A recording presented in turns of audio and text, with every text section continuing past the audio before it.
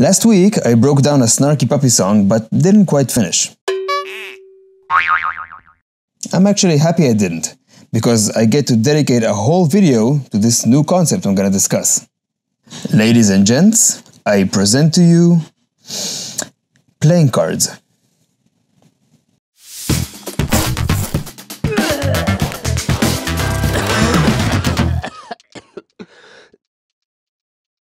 The card game Hearts is a game I used to play a lot as a kid. In that game, some cards are disproportionately more valuable than others. All the diamond cards are useless. Clover cards are useless. The heart cards are all worth 1 point each. And the spades are also useless, except for the Queen of Spades. That card is worth 13 points. Why would you care? I'll tell you. In each polyrhythm, there are at least 2 sides, and each side has its own rhythmic agenda. So, for example, in the Snarky Puppy song from last week, one side is the time signature, 4/4, while the other side is that grouping pattern, 5/16.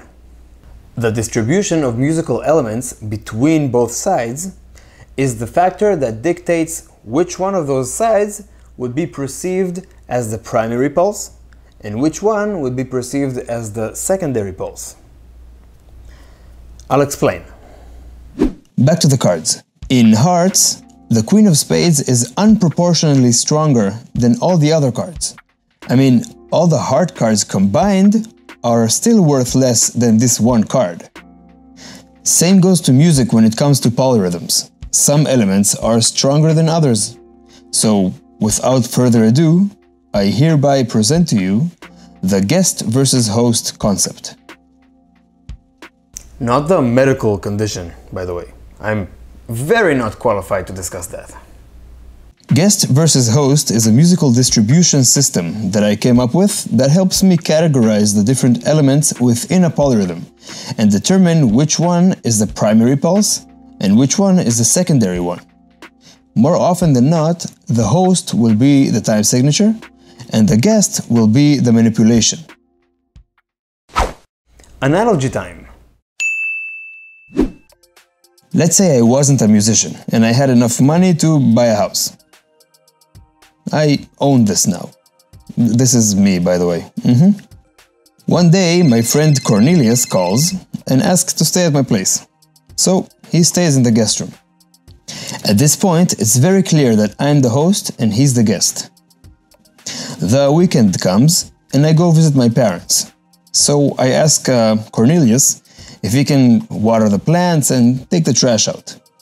At this point, I still own the house, but Cornelius is there by himself, I hope, and he's taking the trash out and he basically takes care of all my immediate home responsibilities for the weekend. But I come back and all is back to normal. Then the Snarky Puppy guys call me and say, "Yo man, our drummers are all out and you're the only one who can play this tour with us, man. We need you for 6 months." Oh, sure, of course. Tomorrow it's gonna happen. Anyway, I'm out for 6 months. And Cornelius is still in the house. For any passerby, it would look like he owns the place. I mean, he takes the trash out, he cleans the front steps, he pays the bills, and even his girlfriend joins. But 6 months go by, and eventually I come back, and the power balance goes back to normal. The house was mine all along, but from the outsider's perception point of view, it didn't look that way for quite some time. Same logic works in polyrhythms. The more strength and influence the guest has, the more likely for you to perceive it as the main pulse. There are many factors that come into play when it comes to perceptual influence. And like in our card game, some factors are more influential than others. One of the main factors is instrumentation. So some instruments can have more rhythmic impact than other instruments. Another one is the order of appearance of musical elements within the song. Things you hear first tend to throw your mind down a path that isn't necessarily the right one. check out the intro to this song, White Foxes. You'll know what I mean. Let's look at the Snarky Puppy song again, but this time through the guest versus host system. The host for this song will be the time signature, 4/4, and the guest will be the grouping, which is 5/16. Now let's fill out the table. What musical elements support each side? As we said in the previous video, the bass, the guitars, and the synth are all playing that 5/16 line. But if you listen to the horns, their line very much supports the 4/4 side by playing a melody that leans on the quarter notes.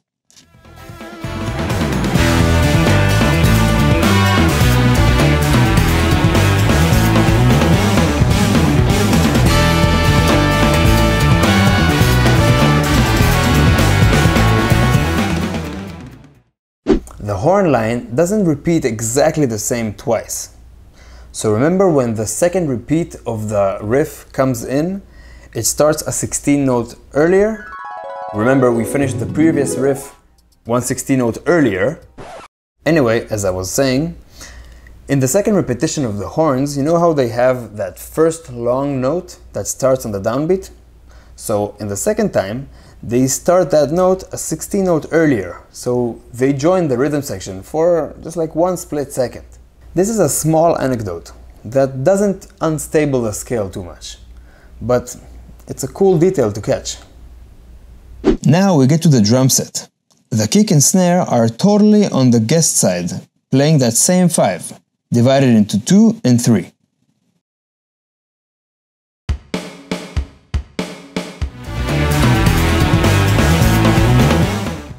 But wait a second, what about the crash cymbal? The crash cymbal is our queen of spades. Yes, it's one element taken from one instrument, but it does all the difference.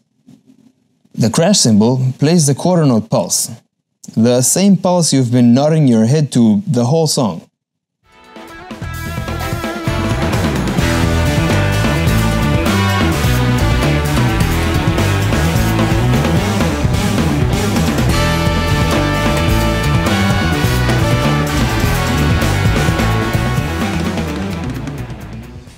Your brain already recognized this as being the primary pulse. And then, once we get into a polyrhythmic section and there's an element that reinforces that main pulse, your ears grab it and perceive everything else in relation to that pulse. Let me play you something. This is the "What About Me" kick and snare pattern.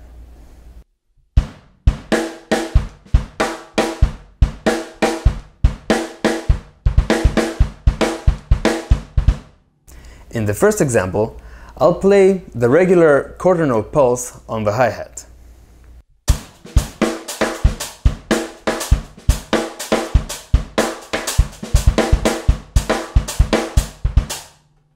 And now I'll shift the hi-hat from the host side to the guest side, so from the 4/4 to the 5/16.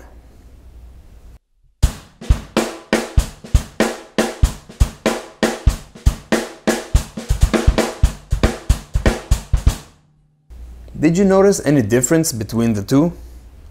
The lack of steady pulse is profoundly noticeable.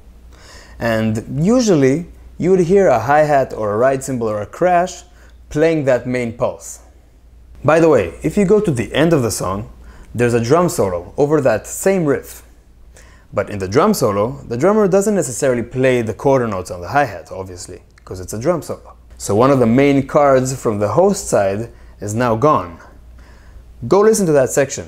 See if your perception changes or differs between the two. Back to our table. The drums are split between the two sides. The kick and snare support the guest side, the 5, and the crash supports the host, the 4/4. The horns also join the host in the 4/4 side. And due to the unquestionable rhythmic power the crash has, playing that pulse, and with help from the horn section, this section sounds so smooth, regardless to the amount of instruments on each side. Cool. It's a wrap. We're done. Okay. No. You can sit down. One last thing. There's another indicator that is a very heavy proof for the 4/4 being the host: the total amount of beats.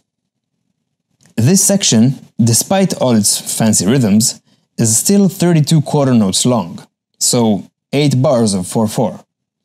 This might as well be one of the strongest cards you can add. This means you can manipulate the content of a section as far as you want, but as long as your total beat count stays loyal to one time signature, that will probably be the answer to who is the guest and who is the host. Go listen to practically every Meshuggah song. They do this all the time, and it's a great band to practice this method on. I'll be using this guest versus host method in future videos, and I strongly recommend you try it yourself. You know what? I'll give you some homework. Next week, I'll be analyzing the main theme from the song Double Faced by Tigran Hamasyan, and I'll be doing it through the guest versus host system. So first, what you should do is identify both of the patterns that are played, so both of the numbers basically. And then you start distributing which instruments are playing on which side. After you finish that, you use your own logic to decide who is the guest and who is the host. Try it for yourself first, and compare it to my version next week. Thanks for watching.